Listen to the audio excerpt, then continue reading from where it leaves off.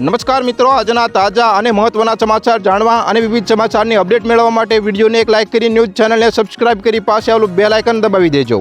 વડોદરા નજીક મહીસાગર નદીના કિનારે આવેલા પ્રખ્યાત કોટના બીચ પર આજે વહેલી સવારે એક અત્યંત કરુણ અને હૃદયદ્રાવક ઘટના સામે આવી હતી। ઉનાળાની આકરી ગરમીથી રાહત મેળવવા માટે નાહવા પડેલા મિત્રોના જૂથમાંથી બે આશાસ્પદ યુવકોના ડૂબી જવાથી કરુણ મોત નીપજ્યા હતા। આ અકસ્માતને પગલે સમગ્ર વડોદરા પંથકમાં અને મૃતકોના પરિવારજનોમાં ઘેરા શોકની લાગણી વ્યાપી ગઈ હતી। મળતી વિગત અનુસાર વડોદરા શહેરના વિવિધ વિસ્તારોમાં રહેતા 9 મિત્રોનું એક જૂથ રવિવારની વહેલી સવારે મહીસાગર નદીના કોટના બીચ પર નાહવા માટે પહોંચ્યું હતું। ગરમીના માહોલને કારણે વહેલી સવારે નદીના ઠંડા પાણીમાં નાહવાનો આનંદ માણી રહેલા મિત્રોને અંદાજ નહોતો કે કાળ તેમને આંબી જશે।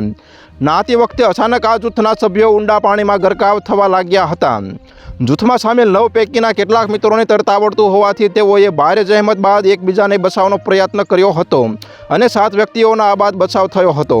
જોકે કમનસીબે 2 યુવકો પાણીના પ્રવાહમાં લાપતા થઈ ગયા હતા।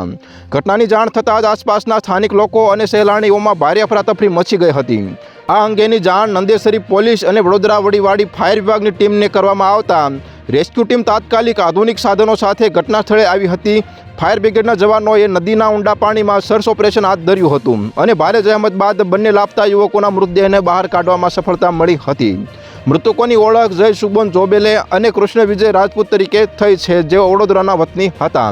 તો હાલ અત્યાર માટે આટલું જ મિત્રો। ફરી મળીએ નવી અપડેટ સાથે। તે પહેલાં વિડીયોને લાઇક કરી ન્યૂઝ ચેનલને સબસ્ક્રાઇબ કરી પાસે આવેલું બેલ આઇકન દબાવી દેજો।